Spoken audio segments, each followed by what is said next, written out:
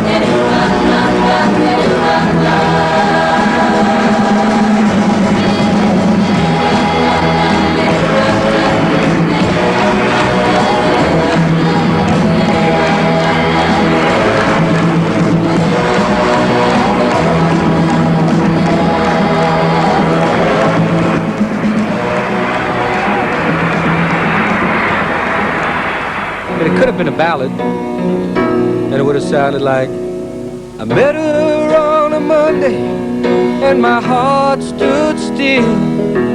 The do run, run, run, the do run, run. And somebody told me her name was Jill. The do run, run, run, the do run, run. Oh,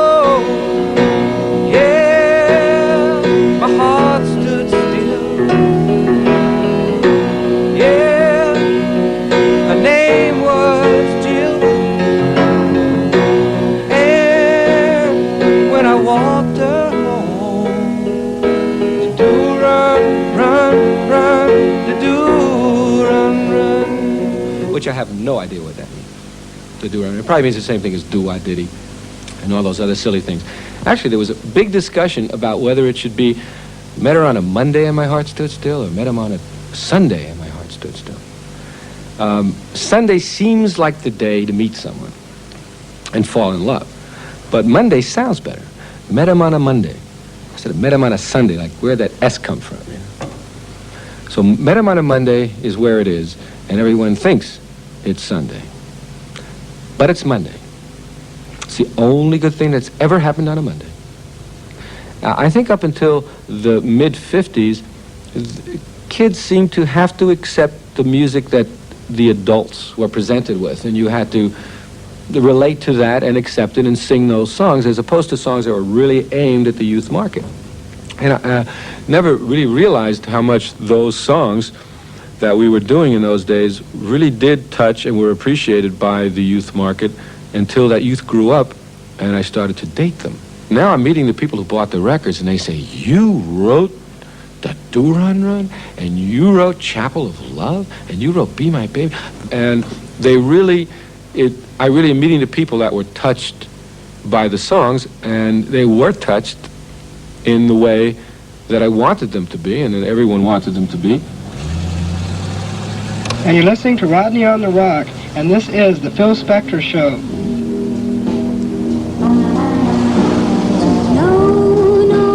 So you may say, who's Phil Spector? Well, he's a little guy he's like a teenage millionaire back in the 50s that produced everybody. You name the band, he produced. He's produced the Stones, he's produced the Beatles, of course all the early stuff with the girl groups like the Ronettes, Crystals, and Darlene Love, and all that in the 60s.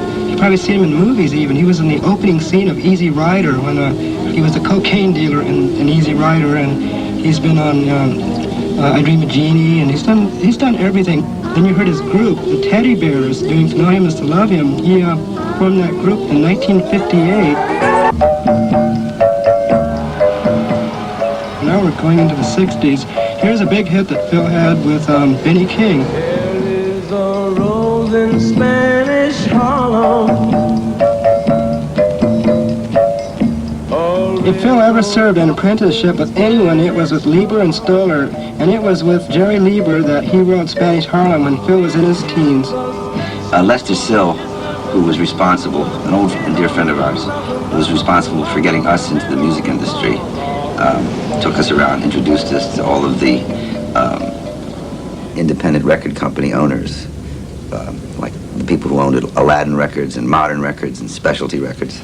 These were all the little record companies that were cooking around the early 50s. Phil Spector was discovered 10 years later by Lester Sill. And Lester gave us a call. We were in New York at the time. And said he had a very talented young man who was rather frustrated with the music scene on the West Coast and really wanted to get with Lieber and Stoller and see what was happening. He wanted to apprentice himself to Lieber and Stoller. And would we consider taking him over? He seemed a very bright, a very sharp young man, very witty, sarcastic. I sensed a rather angry young man, and he dressed like a businessman. He wore a suit and a tie, and looked like he was a young man on the make. What finally happened was we were called to do Ray Peterson for Big Top Records, and we were really absolutely under with commitments. We were behind, and I thought that would be a great opportunity for Phil to get his feet wet in producing a record on his own. So we convinced the powers that were at Big Top to try Phil Spector out, and he had a big hit right out of the first session. It was Corrine Corina. And that was his first independent production under the aegis of Lieber and Stoller as an apprentice. After that, Atlantic became very much interested in Phil Spector. The truth is that after many, many sessions and spending quite a bit of money, he didn't pull any hits out of his hat at Atlantic, and they became very disenchanted. And Phil went on. I'm not sure what the next move was. But I think the next important move was that he started a record company with Lester Sill called Phil Less Records.